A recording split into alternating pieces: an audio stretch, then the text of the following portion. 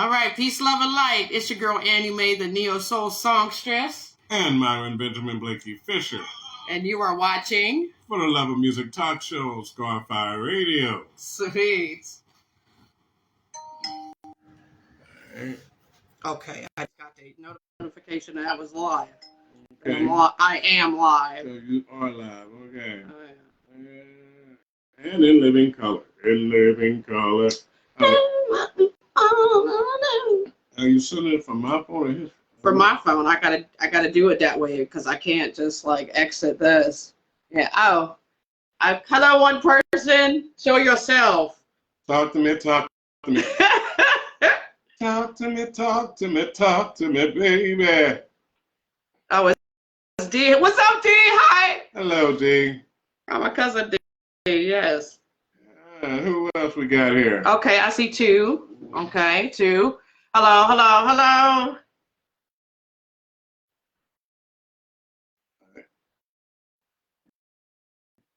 Yeah, peace, love, and light, everybody. All right, so I gotta send it to myself. Hey, what's happening? What's happening? What's happening? Who's that? That's my cousin D. Okay. I'm gonna send it to him again. I'm gonna have to send it to him again.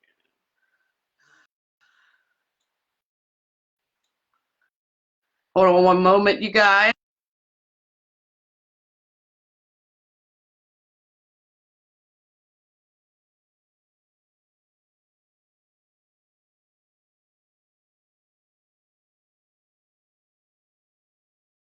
Resume. Okay. Hey, what's going on?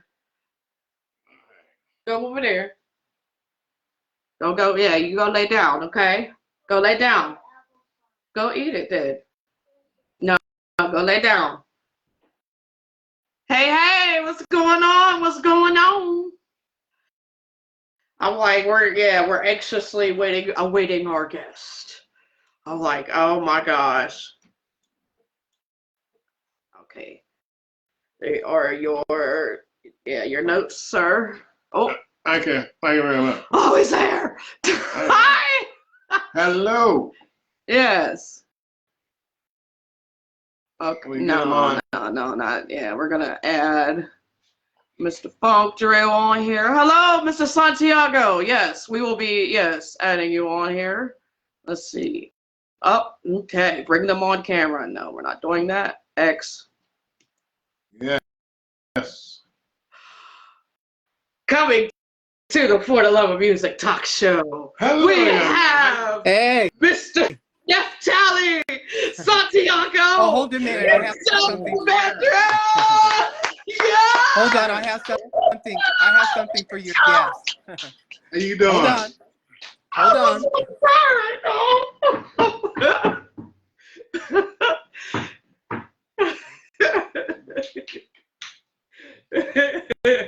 So Nairobi, you had to clap on that one, huh? I had to grab my hat. All right. Yeah. He has the magical hat on. Yes. Yeah, I had to do that for you. Hey. It is a blessing, a huge blessing that you're on here. Oh, it's a huge well, blessing. thank you for having me. I was trying to get on my computer, but I didn't get the camera signal, you know. Well, I can still see you, so Yeah, you know. yes, you're looking good, young man. You're looking good. Thank you. I feel good. Yeah. Great. That's a good thing. You know, as young folks, we gotta, feel good to be right? Yeah. Absolutely. So tell us a little bit about yourself and your history, your history. Well, I'm pretty sure you know a lot about my history. It's hard for me about, stuff that I know people know about, I mean, is there anything that you would want to ask me that nobody's asked me already? Well, let's see. Now, I'm a child of the 60s, 70s. So I was, when Mandrill was really out, I was listening to you guys, right? But a lot of people on here have never heard of Mandrill because there Okay. age. All right. I And, know that drill. Well, I know you don't. You know Mandrill. no. I know that drill. But and that's because your mom and dad, right? That's good music. But a lot of these folks grew up in the, with the '90s kind of music. They don't know what true funk is about. Yeah. Yeah. Yeah. So All we right. like. Well, let me speak to those people then. All right. And for those people, I mean, the reason why you even say that is because we disappeared, and we didn't continue touring like a lot of bands did for a lot of reasons, but because of that, it became something that either people knew of us, that was around during the early 70s. I would say 70 to 75, really, that was the sweet spot for Mandrill. And that's when the funk movement was actually birthed, and for your fans that don't know, and for the ones that do know, I'm just bringing people up to speed on, where the band was at. The band at the time was at the top of their game. Mandrill was actually headlining the first funk festivals, and so a lot of bands came up, under us headlining, which was, Parliament Funkadelic, Earth, Wind and Fire, Commodores, all the 70s bands that created the funk movement, Then the 80s came along, and the second generation funk, with Confunction and bands like that, Slade, those bands, that's second generation. I'm first generation, Right. And if it wasn't for bands like us, and you might not know the name of the band, but I'm sure you've heard a lot of rappers sample our music. If you heard our music, you go, Definitely. "Oh, that's from," yeah. And they don't know where it comes from, So one of the reasons why I even came back for that show in Pennsylvania was to just show people, the power that the music had on people, and it still did. It was amazing. So Yes. mhm. Oh yeah. Okay. So what is your creative process when you're creating a song? What is your creative process? Well, somebody's smoke alarms going off, huh? That's not my smoke alarm. That's telling you my sugar is acting up. Oh Lord. Yeah. Oh, okay. What was the question? I'm sorry. What is your creative process as far as when you're creating you're recreating a hit? Well, it's different for each song, it all depends. I might get a melody in my sleep and wake up and record it and then take it from there. Or I might have a lyric that I start with, or I might have a drum beat that I start with. It all depends on what kind of mood I'm in at the time, really, Yeah. Oh my goodness, that's awesome. Sweet. Oh man. So what was this is your I don't want to take your turn. Now I don't see anybody in my camera.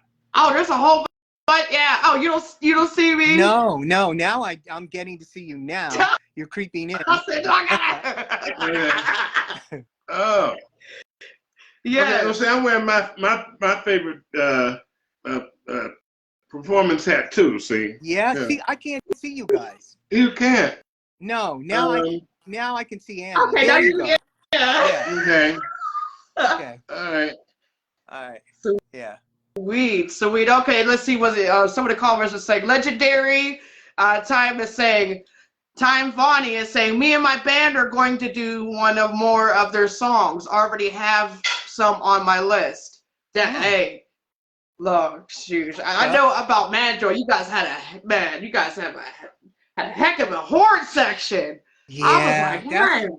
That's the Wilson brothers, man. I mean, horns, percussion, vocals. I mean, they really did it all. They did it all, It was very powerful, very powerful. I mean, if you see any of the live footage from the 70s, you can see that, Soul Train and the In Concert, Rock Concert, all those, We did all those shows, yeah. Okay, okay. So, when did you first start learning about your craft? I think I was 12, and I started showing an interest in rhythm, and then like around 13, to 15, my brother had a band. So they would rehearse at our house, and the drummer left his drums there. So I took that, as a sign. I just jumped behind the drums and started playing. So it was like that. I mean, I had one lesson, and the teacher told my mother that it was probably best that I didn't have lessons, that it would just ruin, what was naturally happening. Okay. Now you started with Mandrill at a young age, right? Yeah, I was 19 going on 20. Okay. And tell me what is your best Mandrill song? Oh man, and that's too difficult to answer. It's not just one song. Yeah, It's I not hear just you. one song. Because you all had a lot of great songs, man. Yeah, You know. yeah. I mean, I wouldn't say I have a favorite. Oh, oh, your dad. Okay, okay. Oh, okay, that's Yes. cool. How do you feel social media has impacted the music business? Oh, big time, big time. I wouldn't even be talking to you without True? Hey, isn't that it. true? And really, my Facebook audience, the fans that follow me, they inspired me to come out of, basically, it wasn't retirement, but it kind of looked like that. I mean, after so many years, you would think that the band's retired, but no, it wasn't that. It was, and they kept asking, if I would come out, and I wanted to, but promoters are trippy nowadays. It wasn't like back in the day. You have to go through all kinds of hoops, and I really wasn't willing to go down that trail, so it wasn't that important to me, but I did want to say goodbye to fans. So that's why I did the Bristol gig, and I'm still not done. I'm doing another one here on April 6th in California. It's a filming date. And I'm doing my documentary. I have to end with that. And I'm not retiring. That's the whole thing. I'm not retiring. I'm just changing gears. you know, I was like, you better yeah, God. yeah. Tommy says a musician never retires. No, no, They no, go into no, no. hibernation. No, I'm not doing that. No, it's not that I am 70, but that has nothing to do with me not performing Mandrill music. If I was going to do that again, anybody that was alive in Mandrill, I would like to be on that stage. I know Whether you. they could play or not, I would like it to be an event that featured our music, you know, all of it, all the aspects of it. There's so much of it, from Yes. rock to country to everywhere, all over the place. I'm doing a song on November 6th for the documentary that has never been done before. Mandrill, it's on Mandrill Land. It's called "The Reason I Sing." It's a ballad that Fudgy K. Solomon wrote, and he fell in love with this beautiful girl. She was such a gentle spirit, but Fudgy, he left us too early. He passed away in 1976, and Mandrill never performed "Reason I Sing" live. And I took it upon myself to learn it vocally, and I think I could respectfully do it justice. And so I'm going to do that with a piano player, a flute player, and a bass player, just like it is on the record. Yeah. Sweet. Yeah. Oh my goodness, that's Yeah, beautiful. and I'm going to Love to do hear. Two Sisters of Mystery, which I only have done once. Mandrill only did it once when we first it was 1974, and we're playing somewhere in New York. Somebody told me it was the Academy. It could be. He seems to know what he's talking about. I mean, we did so many dates. I can't remember all of them, But when we recorded Two Sisters of Mystery, I recorded the drums first, and then I did the vocal, which it was really hard to sing and play because of what I was playing on drums, Yeah. you know? And so we did try it. And oh, what's he saying? Oh, Jim. Oh, yeah. So we did try it, but I'm just reading what your people are saying. Oh yeah, And, they're yeah. yeah. So we tried it and it didn't work out to my advantage because I wasn't comfortable, you know. So once is the only time we did it. So I'm gonna try it again with Spacey T and Mark Ray because you know, more of a rock feel and no horns, you know, just kind of rock it up and just for the documentary, I think that song should be included. You know, Public Enemy did such a good job of slowing it down, and you know, by the time I get to Arizona, I love it. You know, and most people know that song because of Two Sisters of Mystery, of the music. You Right. know, you separate the lyric from the music, and they go, oh, they might have to think about it. You know, but as soon as that bass line comes in, you know what song it is. You know. Oh yeah. And most people say by the time I get to Arizona, you know, they don't say Two Sisters of Sweet. Mystery, you know, but that's Oh cool. That's cool. wow. Public Enemy did recognize me for that song. And when they were inducted to the Rock and Roll Hall of Fame, they gave me a special platinum plaque that said that I helped them get there, which I thought was really, really sweet. Yeah. That's awesome. Yeah. Yes, it is. That is too awesome. Peace, love, and light, everybody. Okay, I'm seeing what's up, Kasson and Time, Bonnie Smith. She says, "Hi, sir. I am the daughter of Dr. Lonnie Smith, Okay. jazz organist." Yeah, I She's know who he is. Amazing, amazing songstress. Yes. Yes. So, what out of all the venues you've performed at all around the world, what was your favorite? Oh, hands down. It was Lincoln Center, and it was 1973, and we played there actually 3 times, but 2 times I got a kind of coupled together. And the first time we were asked to special guest with Duke Ellington. So we performed with Duke Ellington, which was beautiful, you know. Wow. We were on Channel 2 News doing a little promo, and he was there, and just myself and Claude Coffee Cave were there.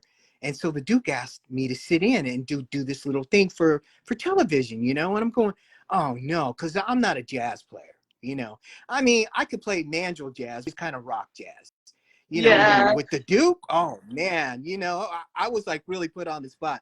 And he says, man, they're just gonna do this little blues. You know, I'm going, well, I was like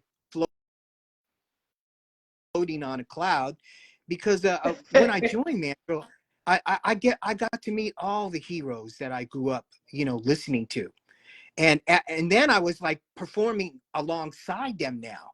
You know, it was totally different. They're giving me accolades and I'm giving them accolades, and it was beautiful. So at Lincoln Center, we performed with a 100-piece orchestra and a 200-voice choir. And they did mandrill songs, which was beautiful.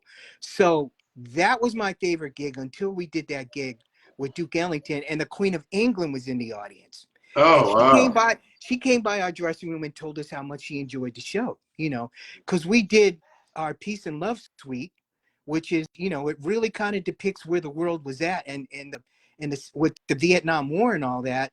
And of course now look what we're in. We're back into wartime all over the planet, you know. Oh, yeah. And so it's very significant now, you know. Also, you know, so that was that. And my other favorite gig was RFK Stadium. I mean, come on. We sold more tickets than the Rolling Stones did when they first came to RFK Stadium. Why? Well, mainly because it's Chocolate City, for one, you know. And Yeah.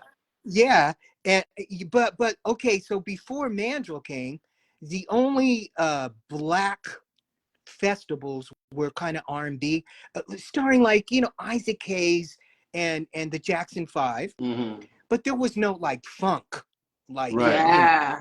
so Bill Washington asked us to headline that, you know, and of course it was you know, Funkadelic actually opened that whole thing. Oh, wow. So, you know, they were the opening act, and then Buddy Miles, Rare Earth, OC Bisa, uh, yeah, that was the lineup. Oh, sometimes it was Billy Preston, Mm. you know, The and fifth Beatle. it was that was an all-day festival. So they so they sold it out, 85,000 people, you know, and and there was about 10,000 people outside that couldn't get in. So what did they do? Oh man, the energy was so high. There's a fence around RFK Stadium. There were so many people, they knocked it down, and they just flooded the stadium. And it wasn't like a negative thing. It was very positive, you know. But they weren't going to be like excluded from the event. And okay, let me give you another good fact. So I told you that Funkadelic was the opening act for that whole tour. It was a tour, you know. And one of the opening dates was RFK Stadium. But the rest of the tour wasn't done with Bill Washington. It was done with another black promoter, Teddy Powell, which is really the first black promoter to promote funk in stadiums, all black funk Wow. acts. He was really the first guy. You know, Bill Washington did it very respectfully, very, you know, everything was done like it was, you know, like a professional, you know, production. Teddy, he kind of didn't know what to do. He was a fish out of water. So anyway, so we were so preoccupied with getting to the next gig because it was stadium after stadium after stadium, night after night after night. So we were getting on planes, but Funkadelic was opening. Remember, I said they were opening. So they were all in a car. Okay. They were all in a station wagon going across country. Sometimes they didn't make it, you know, Wow. because they're just logistically, there wasn't enough time to get between, you know, they just couldn't put those kind of miles in. They would have to be flying. So now we're at RFK Stadium. The show started at noon, and it's already after midnight, and we want to get out of there. So we go on. We ask them to close the show Okay. so we could get to the next gig. So we got on a plane and we went to the next gig. They missed the next gig because they closed the show. But what happened was the audience went nuts.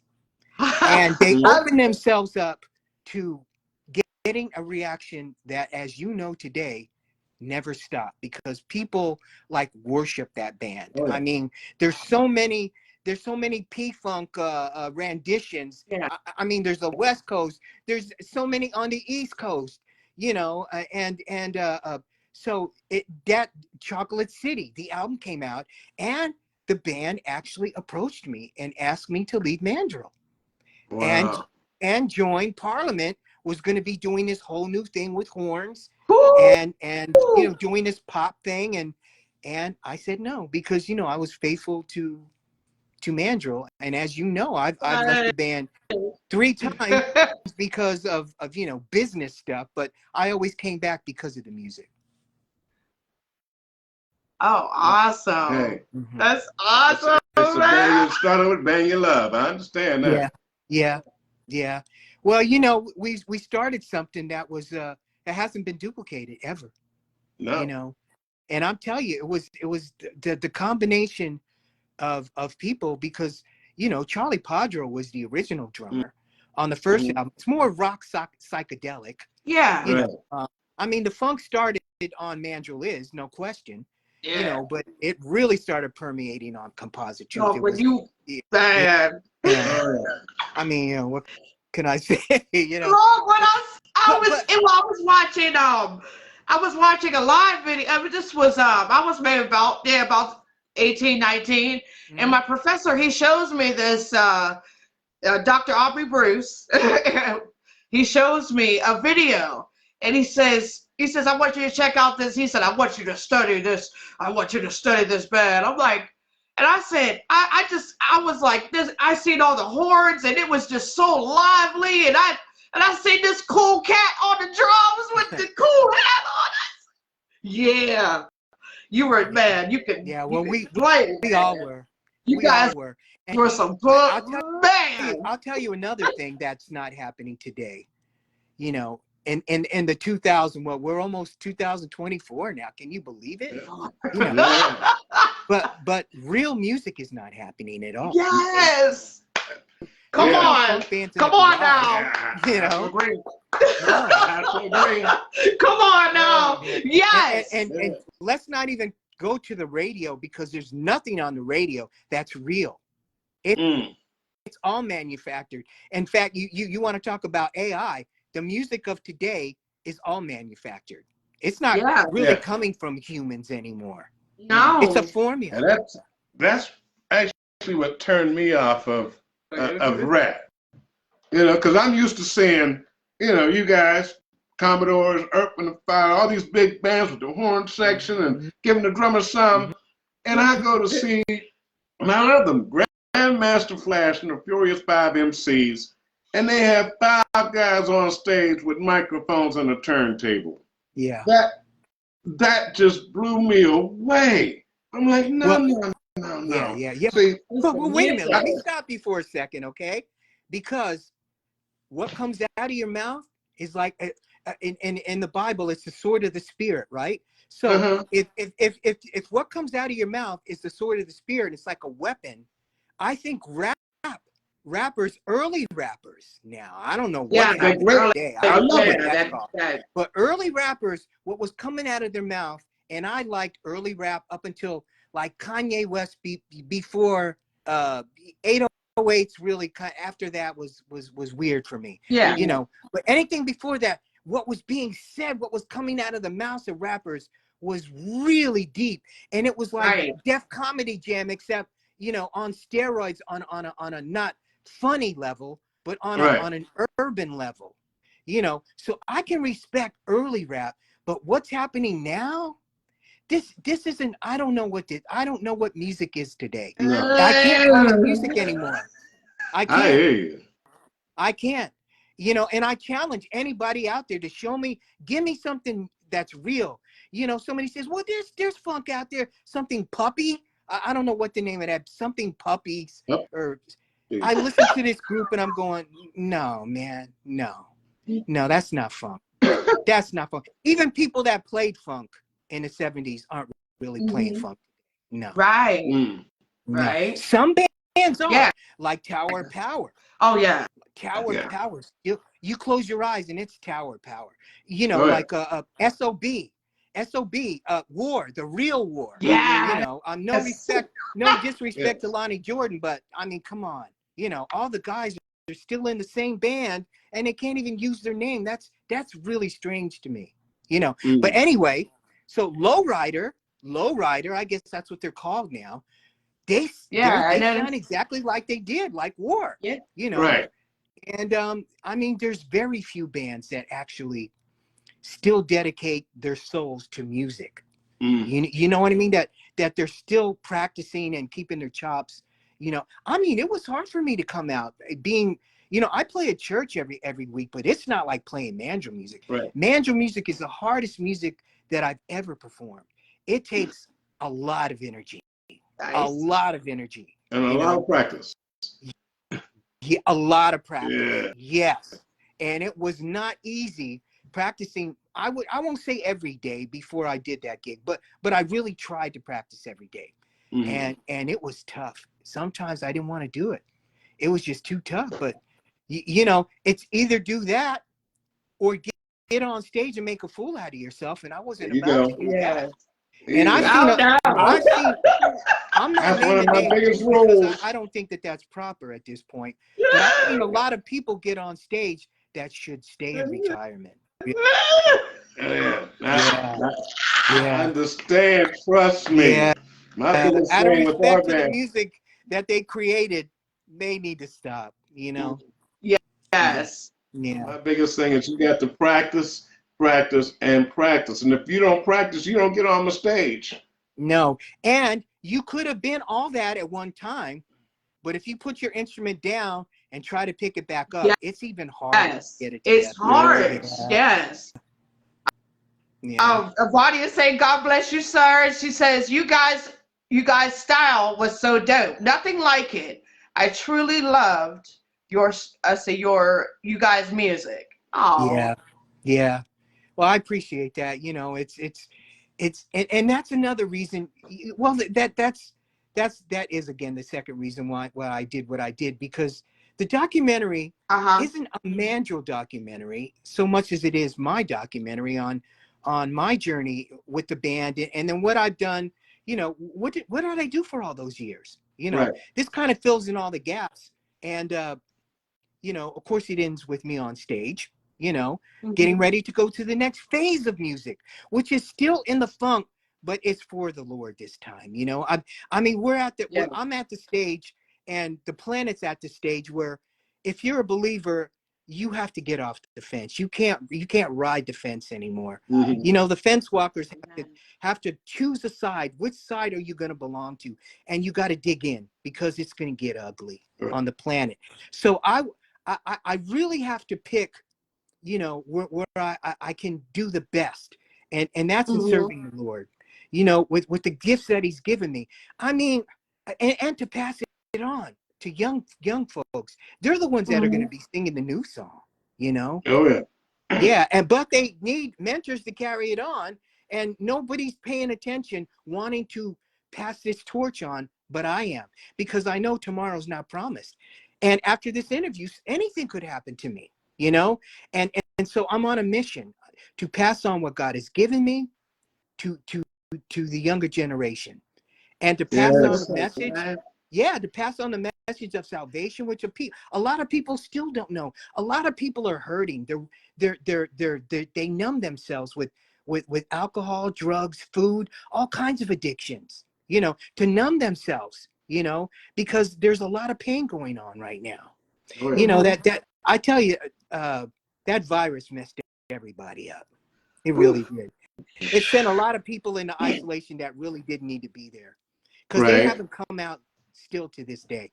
A lot of them, Right. you know. Yeah, yeah, yeah, Yeah, that's beautiful. yeah, Vonnie says, "Hallelujah! Come on, pass yeah, it." Yes, I'm catching yeah. it. I'm catching the Well, torch right I here. tell you, it's come down to that. It's really come down to that. Is it about me? Is it about my ego? No. It's about my walk with Jesus Christ. At this point in my life, when I don't know what's going to happen tomorrow, I'm going to get rooted. I'm going to get rooted, so when the storm comes, it's not going to knock my house down. My house is going to be rooted in the Lord. And guess where I'm going to be? I'm going to be in the middle of that storm with the Holy Spirit riding it out. You better believe it. Because I'm not supposed to be focused on what's happening on the left or the right. My attention is supposed to be on the word of God and stay there. Nobody knows when he's coming back. You can predict all this stuff because of what's happening in Israel, but none of us know. And we're not to be distracted by this. We're supposed to be rooted and spreading the gospel. That is our job at this point. And a lot of musicians don't want to do it because it ends their career when they say they're a Christian. Well, what kind of career do you really have when you're taking off your clothes, when you're dancing around with your hand on your crotch, Come and you on. call yourself a Christian artist? Like I said, I'm not naming names, but this is not representing the Lord. This is not bringing anybody to Christ. I want to be sincere when I make that call to people. Yes. I want to be playing Psalms. I want people to have Psalms put to like some funk. Hey man, we've already done it. We've already done it. You guys just haven't heard it, you know. Right. But the Lord is really given, and we're not changing one word of the Psalms. It's the Psalms from beginning to end. When the Psalm ends, the song ends. You know, and it's put to a beat and to music that's going to be undeniable. Hey, people are listening to all this satanic music, and what do you mean satanic music? Well, you know, a lot of R&B stuff is not of the Lord, that's for sure. You know, so that's why I call it that, because that's what it is. Call it what it is. You know. Yeah. Don't get me started. Yeah, most definitely. Most definitely. I'll read the comments here. My dad, I see Kassan says, my dad had at least two other albums back in the day. I remember looking at an album cover with the Mandrill monkey back in the day. Yeah, Yeah. that's what did it for me. When I went to a record store and that album was on the shelf, the first album, you saw a Mandrill for the first time. Basically, I'd never seen one before that. I mean, I know they existed, but seeing it on an album cover like that's like, wow, I know that music is good, you know. So she is like a lot of people that are hearing Mandrill music from their parents, like you said. Yeah. You know, yeah. Yeah, I know people that came to our show in Pennsylvania. They were children, you know, that grew up listening to Mandrill, Right. but and their children listened to Mandrill, and some of them brought their children with them to the show. You know, so it was really interesting to hear, you know, their perspective on what Mandrill meant to them. You know. Oh, that's beautiful. Yeah. Because I'm like, look, I love Mandrill, and my daughter, she's 6 years old. She absolutely loves them. She loves mango. Mango. She woke me up this morning saying, mango. There she goes. Gracie's corner. Come here, come here, say hi say hello, Mr. Santiago. Hi. Hi.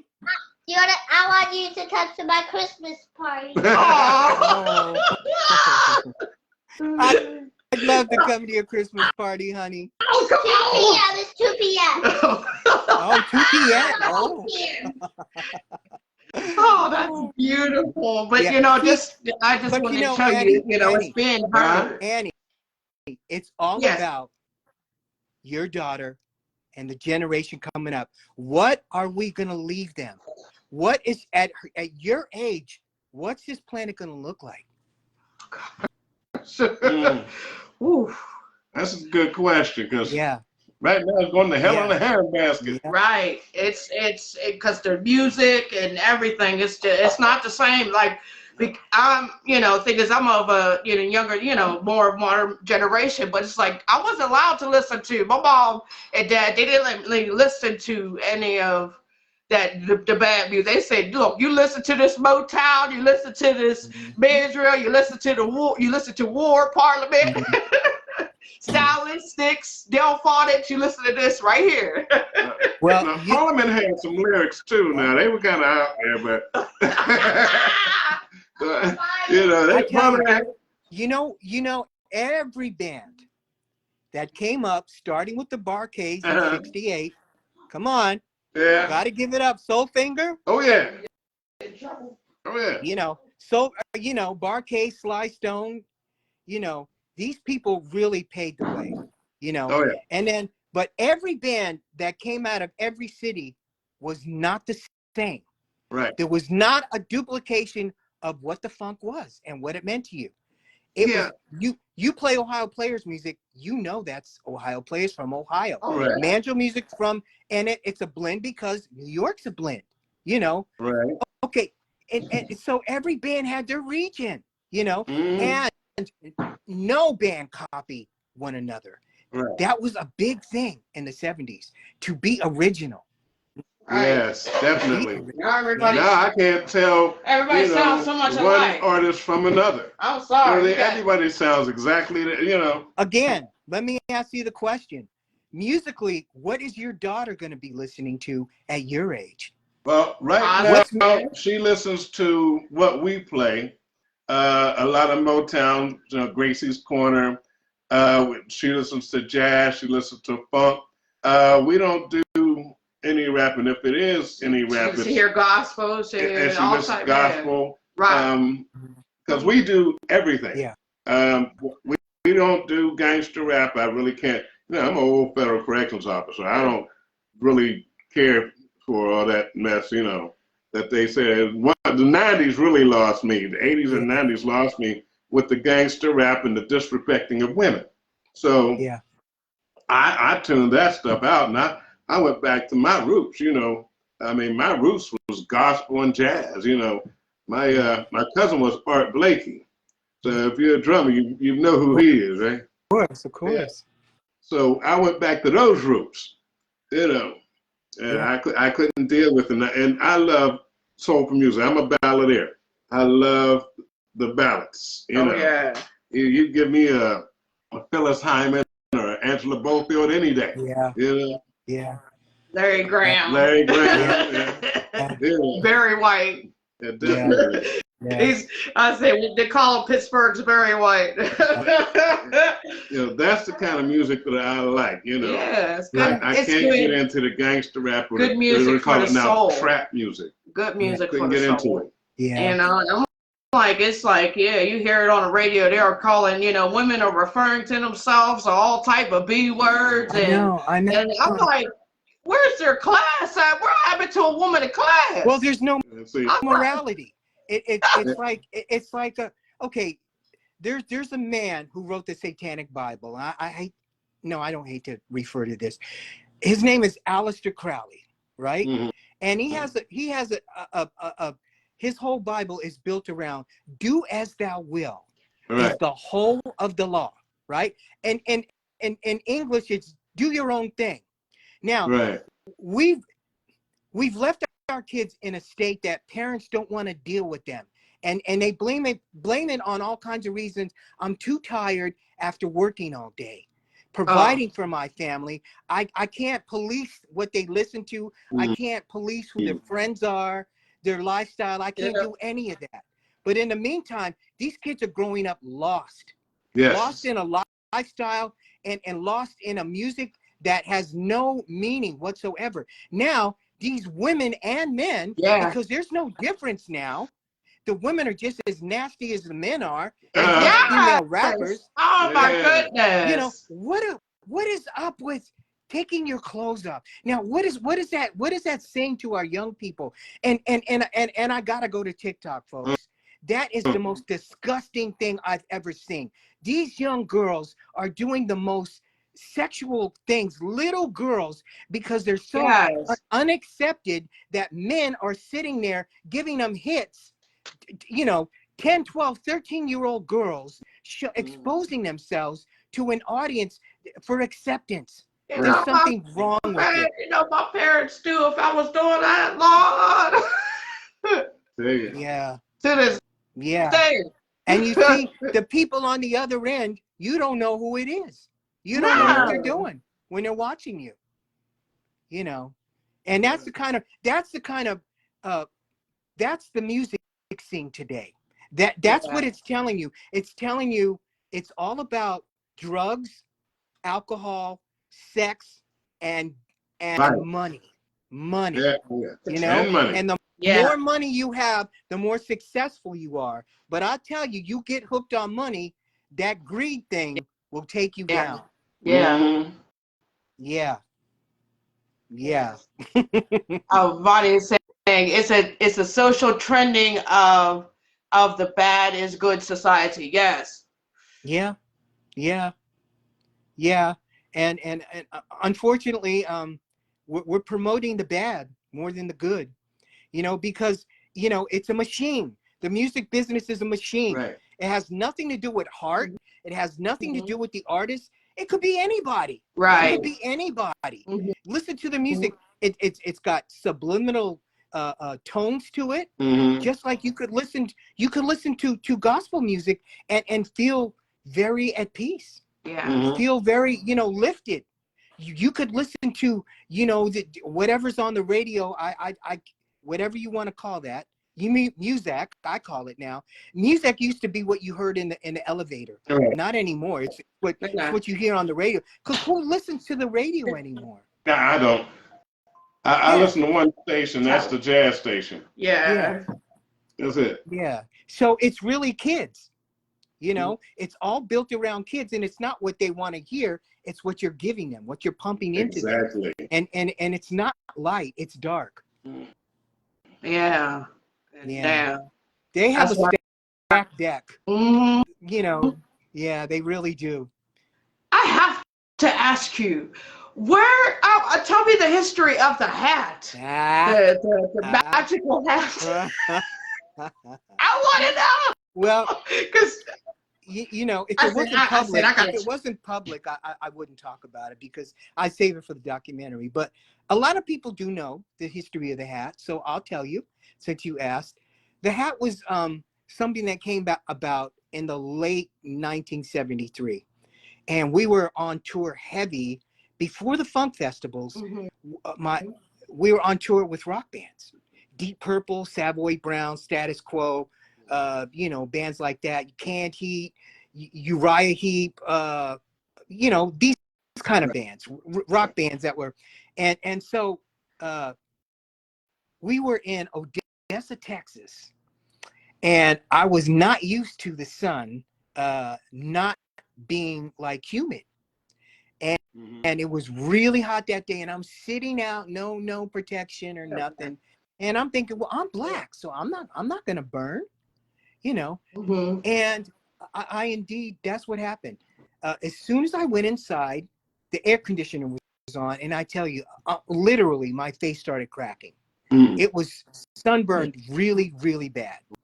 So I didn't want to go on because first of all, I was in pain, a lot of pain. Nothing gave me relief, you know.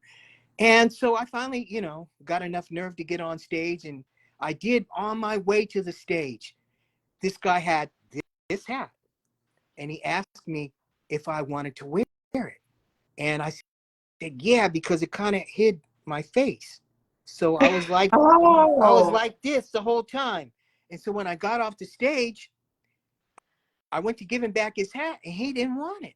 Now, it didn't have any of this stuff on it. It was just a plain top hat, you know. So and so after that, we took just outside of town picture. So of course I'm gonna wear it because now it has meaning. Now I'm not just wearing a top hat.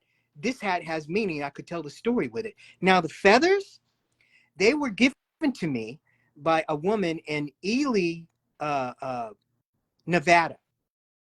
And she had a daughter that was burnt over 80% of her body. And she asked, she was a little drummer, and she asked if I would come to her birthday party. That's so funny that your daughter asked me that. And I was right there in the same town, and I did. So she says, I want to give you something for your hat. And I said, what's that? No, it wasn't for my hat. It was just to give me. And it was this is an ostrich feathers. And she says, this ostrich is extinct. He's not on the planet anymore. Wow.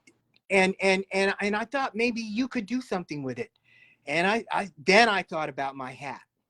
And that's when I glued it to my hat. And that's when I started taking little things that people wanted to give me and put on my hat, like this over here with the cross that was given to me when I found out I had cancer. So he got a stick and he whittled it and he put a cross in it for me. You know, of course, the coin symbolizes the drill, not the mandrill. You know, that is more extinct than the mandrill. And, you know, he's the one with the black face. Right. You have Mandrill, was Sphinx, and the drill, which is Leucophæus. But they're both from the Mandrillis family, you know. And so I put that on there. And so, you know, I got a medal from Russia when I was in Russia on tour. They say I was the first black man to play in Red Square. And so, of course, I had to put that on the hat. You know, and then Donna Sneed gave me something in the back. So, you know, so everything on the hat can be explained why it's on the hat. That is and so this hat is pretty old. Yeah, that's all right. That's man. Yeah. I said I just want to touch the magical hat. That hat is going to go to the Rock and Roll Hall of Fame. No, you know they gonna put it. Put it in the glass case and everything. Now that you brought it up, what I want to do is I want to give it to the Funk Hall of Fame. Okay. In Ohio. Okay. Yeah. Good to me. But I'm not quite done with it yet. Okay. I hope not. I hope not. He said he ain't done with it because he's gonna let me wear it. That's why. You know, Annie, I'd probably let you truly rock it for a minute.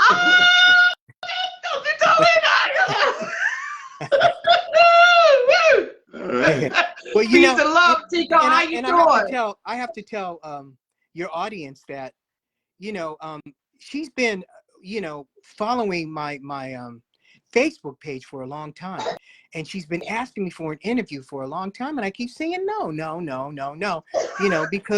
because of whatever reason, being too busy or whatever, but she didn't stop. And the last time she was so nice about it, she just said, okay. But when I came home from PA, I started thinking, you know what? I'm going to give her, an interview, because I think it would mean a lot to her, and it would mean a lot to me to make her happy. So. Oh man, You're gonna make me cry, because I'm telling you, I said, Mandrill, that too, and Mandrill is one of them groups that, it's like listening to Mandrill. That's what it's. I'm like, it's one of those. You guys are it's one of those bands that just like would lift my spirit. Whenever I would, I was going through depression. I put on fence walk and stuff, and see you on the drums. I said, oh, I would watch that, and it just would lift my spirits, man. Yeah. And I want to thank you, thank you for giving me that chance, and also, your music, your music changing my life. And you've been humble as you are. I really do appreciate that so much. Yeah, well, I can't take credit for the humility. You are it's just you were just so laid back and cool. I was, and then I was always, I see one thing. I always loved your live streams. I was like, I'm gonna go.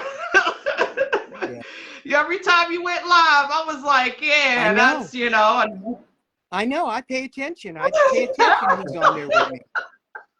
Okay. Long, I was downtown, man. I was when I told you about it, I was like, he finally said yes. Oh man, no. Good things come to those who wait, right? Yeah, that and my parents were so excited to see that, because they were so happy and proud and so excited to see it. I said, oh, it's just, because I'm telling you, I love Mandrill. I love the music. I love, I was listening, and I was also listening to some of the stuff you sent me, and it will, it'll be featured on Tuesday show. Ask, what do you think of the new stuff I'm putting out? Beautiful. Yeah, it's beautiful. Fire, right? Fire. Yeah. Fire. Yeah. Oh, now man. This is what I'm talking about. They say that music can't be, recorded like it was back in the 70s. Mm-hmm. It can. It can. No, it can't. I just proved it. It's not even out yet. It's not even out yet. Now, some people like you have one of the 300 copies.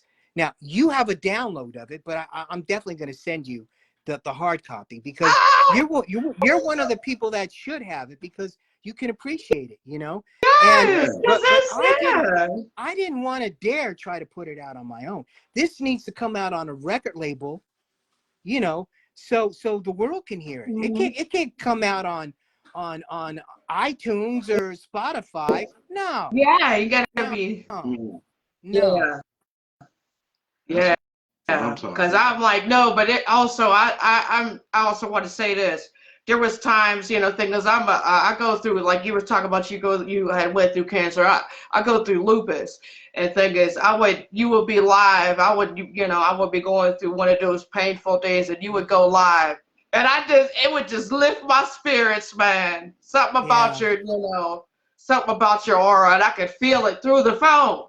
Yeah. I was like, that guy is. I said, I would love to sit down and have a conversation with this cool cat. Well, that's why I want to go to YouTube, because I want to be able to share my walk with people. And I think a lot of people can benefit from it.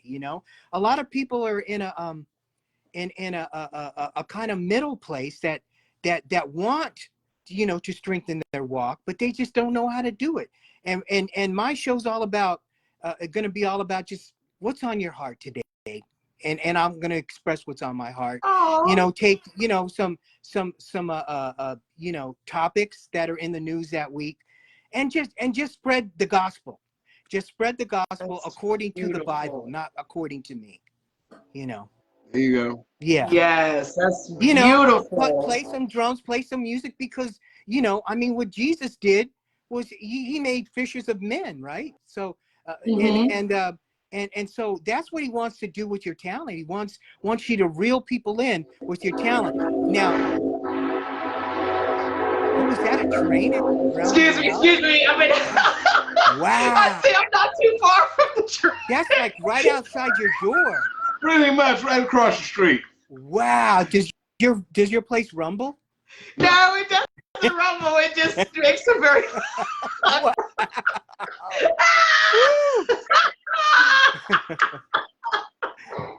Yeah, that's a train coming through. Yeah. Well. See, there you go. There you go. That's significant, because on a train, what does it run? It runs on a track. Mm-hmm. And to me, the Holy Spirit keeps you on the track. Come But on. if you look to the left or right, you're gonna jump the track and go off. Come on. You're gonna get derailed. There you go. Right. Yeah. Oh man, that's beautiful. I want to say, blessings to you all. Got to get ready. Time for my prayers, and as